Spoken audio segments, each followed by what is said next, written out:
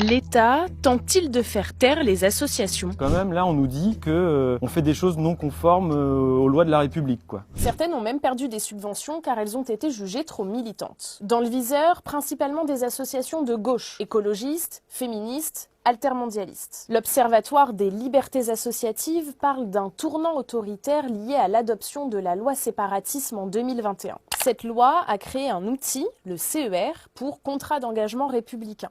C'est une charte que les associations doivent signer lorsqu'elles demandent des subventions publiques et qui engage à respecter les principes républicains. Des associations et des chercheurs dénoncent une volonté de dépolitiser le tissu associatif en remettant en cause son rôle de contre-pouvoir. Ce que ça a produit, c'est la légitimation pour l'autorité administrative, donc les préfectures, de porter davantage attention au monde associatif. Ce qu'on observe comme mouvement, disons, de fond, c'est que les services de renseignement territoriaux se saisissent de plus en plus systématiquement des dossiers de demande de subventions et formulent leur avis, en fait, qui transmettent aux préfectures, et les préfectures elles-mêmes imposent un certain nombre de services de l'État, de services publics qui financent des associations, de ne plus les financer. À Brest, c'est le média indépendant Canal Tisef qui a reçu un courrier de la sous-préfecture du Finistère lui annonçant une annulation de subventions pour violation du CER.